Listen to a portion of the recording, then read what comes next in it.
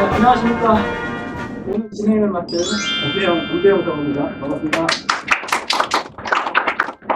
오늘은 상당히 의미 있고 역사적인 날로 기억되기를 희망합니다.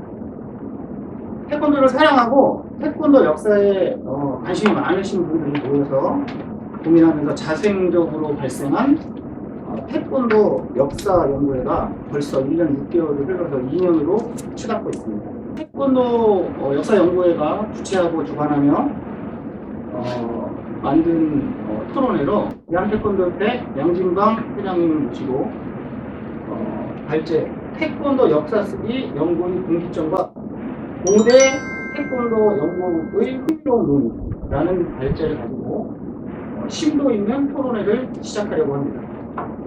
발제를 맡으실 양진광 교수님 모시겠습니다.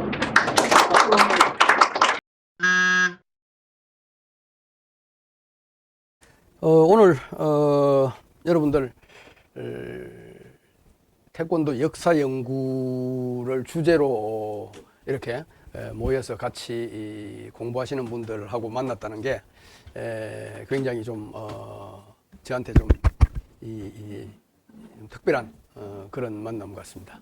그런데 사실 저는 저 전공이 역사나 역사를 연구하는 사람은 사실 아니에요. 그래서 오늘 이 모임을 내가 쾌히 수락한 것은 내가 관심을 갖는 그 무술의 보편성이라는 그런 주제, 그런 주제 속에서 우리 태권도의 위상, 위치, 그리고 앞으로 가야 될 길, 뭐 이런 부분에서 항상 역사는 피할 수 없는 주제이기도 하고 그 근본 토대이기도 하기 때문에 여러분들 태권도사에 대해서 항상 관심을 갖고 연구를 한다고 하길래 같이 시간을 보내고 또 서로 관심을 나누는 것이 굉장히 의미가 있을 것 같고 그래서 여러분들하고 이 만남을 수락은 했는데 오늘 크게 두 가지 1부, 2부 발표 내용 속에 1부, 2부로 나눌 수 있는데 1부는 역사를 보는 관점의 문제입니다. 2부는 논문을 쓰는데 한 50% 이상의 비중을 차지하는 것이 연구 문제를 정리하는 거잖아. 그래서 연구 문제라는 관점에서 기존에 뻔히 있었던 문제인데 그런 관점을 뒤집어 놓고 보면 이 문제가 어떻게 바뀌는가 하는 그런 부분이 2부의 내용이 될 겁니다.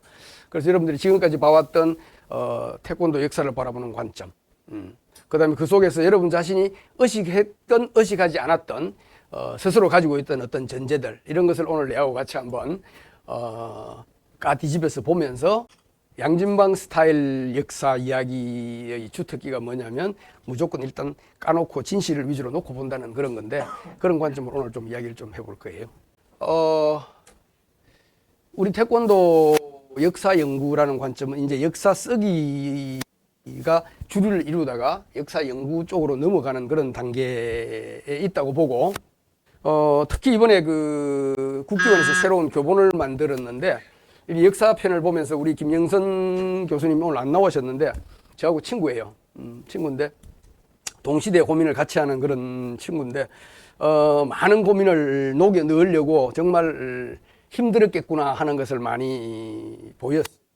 그리고 우리 역사 쓰기가 일단 한 단계 큰 어떤 그 마루턱을 넘었구나, 그런 넘기는 작업을 김영선 선생님이 이번에 하셨구나 하는 생각이 들었어요. 국기원의 공식적 역사의 틀 속에 들어올 때 이게 정말 참 아직도 무척 힘들어 하는구나, 땀을 뻘뻘 흘리면서 뭔가를 이렇게 맞추어 가려고 하는데 내가 볼 때는 굉장히 안쓰럽기도 하고 안타깝기도 하고 또 어떤 부분은 아쉬움 같은 것이 있기도 하고, 그런 이야기 오늘 군데군데 중간중간 좀 할 거예요.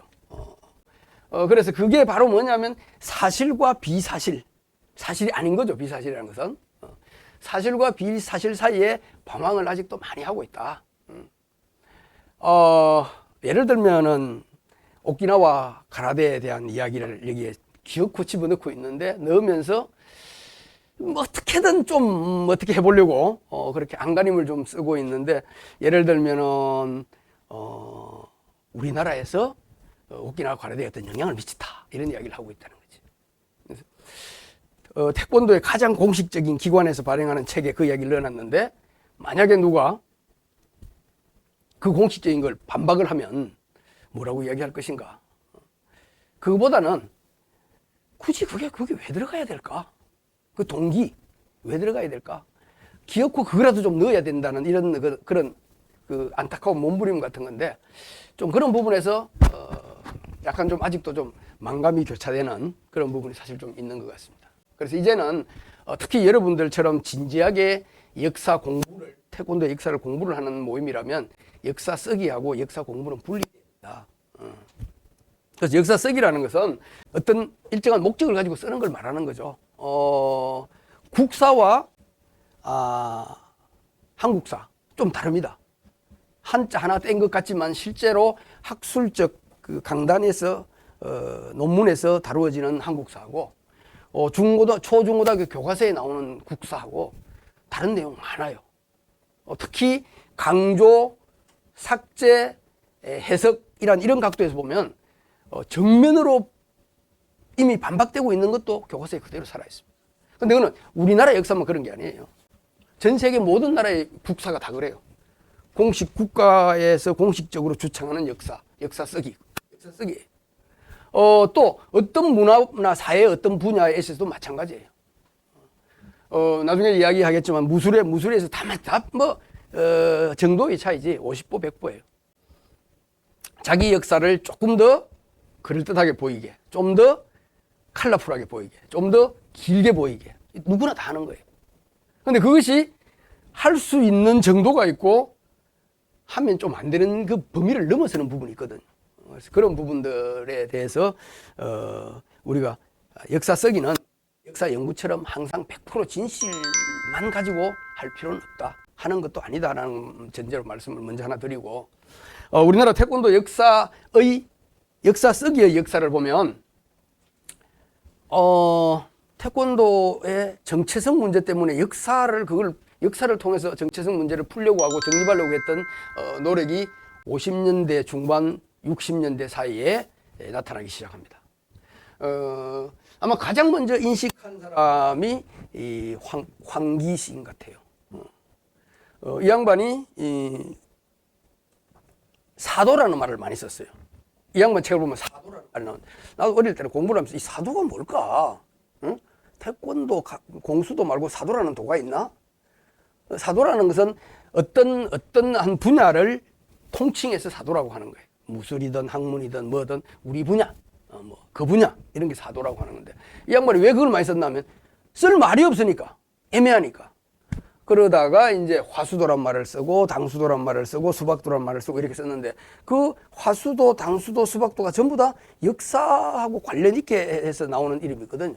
이제 실제로 민족적 입장, 그 다음에는 어떤 그 국가적 입장, 한국과 이 사도, 이 운동, 그 당시에는 바깥에서 제일 많이 이야기되고 있던 이름이 당수도였는데, 그 당수하고를 어떻게 연결을 지어서 이걸 명분을 만들 것인가에 아주 직선적이고 구체적인 고민을 한 사람은 최홍희 장군인데, 최홍희 장군이 본인 스스로 한 것이 아니고 그 당시 영남대학교 총장이었던 역사학자 이성근 박사에게 맡겨가지고 이성근 박사 이름으로 그 역사가 등장을 합니다.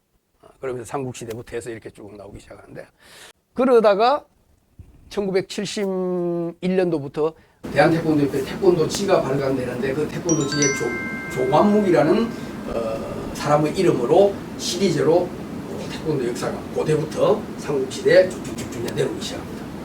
근데 실제 그것은 조한묵 씨라는 이름보다는 실제 이종우 기심의 의장께서 조한묵이라든지 다른 기타 이 사계 학자들의 도움을 받아서 편찬을 한 거예요. 그래서 그것이 결국은 1973년도에 우리 교본이 나오면서 그 교본에 정리가 돼서 실렸고, 그것이 그 이후로 약 한 30년간 국기원 교본에서도 그게 그대로 실려서 우리나라 태권도 역사의 정사가 됩니다. 그 과정에서 정찬모 교수님께서 서울대학교 대학원을 다니시면서 그 당시 서울대학교 체육과에 나연성 교수라는 분이 계셨어요. 이분이 우리나라 최초로 한국 체육사를 전공하신 분이에요. 제가 서울대학교 대학원을 늦게 갔을 때 내하고 나 교수님하고 둘이서 재미있는 이야기를 하는 걸로 수업 시간이 다 때우죠. 나현성 선생님도 체육사 수업을 평생 하시면서 이렇게 한국 체육사에 대해서 관심을 가진 인간을 처음 본 거지. 그리고 말이 되는, 대화가 되는 인간을 처음 본 거지. 근데 이 양반이 벌써 1961년도 수박 유도에 대한 그 논문을 썼어요. 그런데 여기에 있는 이런 그 쓸만한 것들만 모아서 결국은 이종우, 정찬모, 이런 분들이 이 태권도 역사를 만들 때 다 편집돼서 들어간 거예요. 실제 연구는 나영성 교수님이 대개 다 하신 그 내용들이에요. 그리고 이제 제가 1985년에 쓴 논문이지만 이 논문에 대해서 많은 사람들이 양진바이가 가라데 유임론자다. 태권도는 가라데에서 왔다고 이야기를 한다. 이렇게 이야기를 하고 또 그래서 양진바이는 실정주의자의 시초인 것처럼 이렇게 되고 하는데 사실은 저는 그 논문을 역사 논문이라고 생각하고 쓰지 않았어요. 그 논문에서 진짜 제가 하고 싶었던 이야기는 뭐냐면 한국 태권도의 아이덴티티는 뭐냐? 대한민국 태권도라는 게 1980년대 초반에서 봤을 때 이게 가라데하고 우슈하고 다른 무술하고 속에서 우리는 뭐 어떤 무술이야? 진짜 우리는 어떤 모습일까? 뭐 이런 주제를 가지고 썼던 거고 그 주제의 내용을 좀 더 구체적으로 말하면 가라데 왔지만 지금 태권도에 가라데 별로 중요한 거 아니야. 우리가 경기를 통해서 만들어낸 새로운 기술적 변화와 새로운 기술의 그 혁명, 그것이야말로 아시아 전체 어떤 무술하고 비교해봐도 조금도 뒤지지 않는 탑에 올라가는 그런 새로운 무술이 지금 만들어져 있다. 그런데 대한민국 태권도 하는 사람이 그거 인정 안 하고 가라데를 가지고 계속 끌어안고 있다. 그 이야기 하고 싶었던 거예요. 어쨌든 뭐 긴 세월이 흘러서 지금 이제 여기서 출발해서 한 6부 능선을 넘은 많은 의식의 변화가 온 것은 사실이고 또 그 사이에 많은 연구자들이 다양한 논문들을 이 주제에 관해서 반대하는 쪽에 찬성하는 쪽에 또 다른 새로운 것을 내놓는 쪽에 이런 연구들이 많이 이루어졌죠. 제가 어려서 본 책 중에서 정통 태권도 교본이라는 책이 있었어요. 근데 그게 나는 진짜 태권도 교본인 줄 알고 처음에는 봤어. 근데 그게 뭡니까? This is 가라데라는 책이에요. 원래 오리지널이. 이것이 가라데다라는 미국에서 출판돼가지고 전 세계적으로 베스트셀러가 됐던 책 중에 하나죠. 최배달, 최영희 선생이 지은 책인데 그 책의 제일 앞에 보면 역사가 나와요. 그 역사를 보면 그 전에 가라데 그러면 무조건 일본 무술인 줄 알고 있는데 이게 동아시아를 다 펼쳐놨어. 인도에서 출발해갖고 중국 소림사를 해서 이렇게 중국 난파건법으로 해서 대만 오키나와로 해서 중국으로 일본으로 흘러서 우리나라로 오고 이런 그림을 그리고 있다고. 그래서 거기에서 태권도라고 물론 쓰고 있지만 그걸 가라데라고 바꿔놓고 본다면 가라데라는 것이 어떤 좁은 범위의 그런 역사적인 뿌리를 가지고 있는 무술이 아니라는 거. 보편성 위주로 역사를 이야기하고 있어요.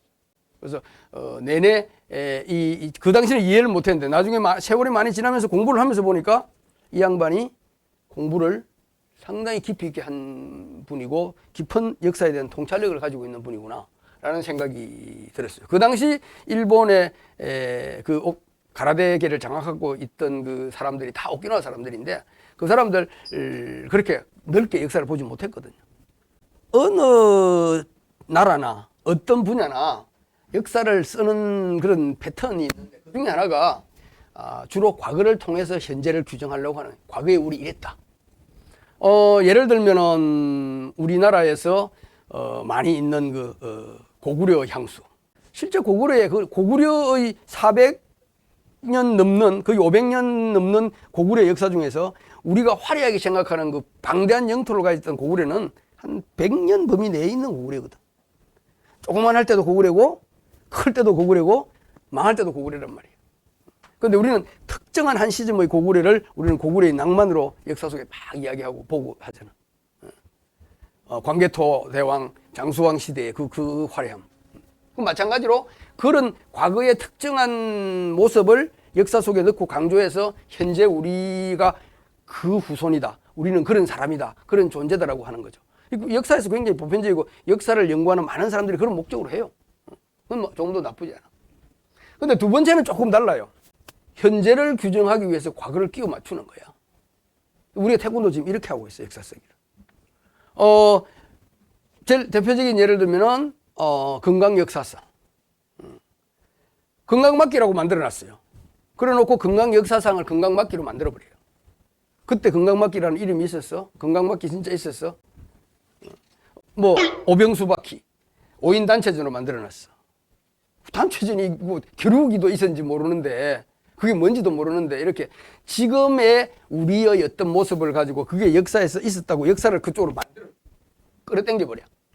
오늘 뭐 나중에 이야기하겠지만 그 수박 그림, 무용총의 수박 그림, 태권도 기록이 그림이다. 딱 규정 지어버리는 거예요. 그래서 거꾸로 오늘날 모습을 가지고 옛날의 역사를 만들어버리는 이런 방식. 그 다음에 저런 것 외에 무술 역사, 무술의 역사를 대하는 사람들의 일반적인 패턴, 어떤 그 관점 중에 하나가 상고주의예요. 상고주의라는 건 옛날을 숭상한다는 뜻인데 실제 무술에서는 어떤 것이다? 옛날로 올라갈수록 무술이 더 발달되어 있었고 더 기술이 고도화되어 있었고 더 많이 날아다녔다. 지금 사람은 1m밖에 못 날았는데 그때는 10m를 날았다고 보는 거지. 장풍을 썼고 뭐 이런 거. 그래서 그대로 갈수록 무술은 더 대단했는데 지금 와서 많은 것을 우리가 잃고 있다. 이런 관점이에요. 저 관점을 적용하면 개별 무술들이 주로 어떤 일을 많이 하느냐? 자기 역사를 연장하는 거, 늘리는 거, 부풀리는 일을 많이 해요. 왜? 옛날로 가야만이 더 잘하는 무술이 되니까. 신비주의는 무술의 한 특성이기 때문에 막 뭔가를 만드는 거, 전설. 나중에 이야기하겠지만 무술사 어느 유파도 전설을 안 집어넣는 데가 없어. 우리만 그러는 게 아니야. 다 하고 있어. 기원론. 그러니까 우리는 어디에서 왔다. 좀 신비한 어떤 기원론 내지는 특별한 기원론을 강조하는 그런 부분. 그래서 무술사에서는 항상 과장이나 왜곡이나 조작이 굉장히 일반적이다. 다 마찬가지예요. 씨름, 태권, 유도, 학기도, 금도 다 똑같은 짓을 하고 있어요. 우리나라 말고 다른 나라도 다 마찬가지예요. 중국과 일본 뭐 다 마찬가지예요. 오늘 이런 부분은 나중에 조금 이제 다시 이야기를 하겠는데. 그래서 우리 태권도의 경우 다른 무술도 상당히 많은 부분 비슷하지만 역사 쓰기를 지금 현재 있는 걸 거꾸로 끼워 맞춰버리면 정체성 모순이 오는 거예요. 과연 태권도의 어떤 모습이 우리 태권도의 정체성인가? 더 중요한가? 덜 중요한가? 이런 부분에 예를 들면 이번 국교원 교본은 역대 우리 교본의 그 체제 중에서 가장 혁신적인 변화를 가져온 교본이라고 저는 감히 자평을 할 수 있어요. 그렇지만 아직도 품새 중심 기술과는 반 스텝 겨우 움직였어. 내 생각 같으면 세 스텝 정도는 옮겨야 되는데 아직도 발차기 정의하는 거 보면은 옛날 품새에 나오는 발차기를 가지고 이 태권도 기본을 정의를 막 하고 있어. 그럼 그 화려한 태권도 발차기 다 어디 간 거야? 왜? 그게 왜 그렇게 되나? 역사에 이것이 정통이라고 못을 박아놨기 때문에. 그걸 아니라고 이야기를 하면 새로운 것에 대해서 받아들일 수 있는 유연성이나 개방성이 확 커질 텐데. 그래서 정체성의 모순 문제. 그 홍길동이라는 소설 보면 그런 말이 나오잖아. 아비를 아비라 부를 수 없고. 그런 모순이 생기는 거예요. 그 중에서 좀 구체적으로 다 그 이야기지만 기술에 대한 그 관점 혹은 이해의 깊이 이게 제한이 돼. 지금 우리 기술 되게 뭐 가르치는 많은 기술들이 주로 품새가 한 7, 80%의 비중을 일반적으로 차지하고 있는데 그 품새의 기술의 많은 이론들이 어디에 있어? 가라데에 다 있어. 가라데 아니라고 했어. 그 가라데 안 쳐다봐. 그 다음에 가라데 역사도 깊이 안 들다봐. 깊이 들다보면 그것도 아니야. 가라데 품새도 요런 부분에 제한점이 있고 기껏해야 요거구나. 그 다음에 그건 뭐가 있지? 또 뭐가 나올 텐데 그런 부분을 다 닫아놔 버렸어. 마치 우리 태극 품새나 고려 건강 품새들이 삼국시대 때부터 있었던 것처럼 이야기하고 있다. 그러니까 그건 건드릴 수 없는 성역이 돼버리는 거야.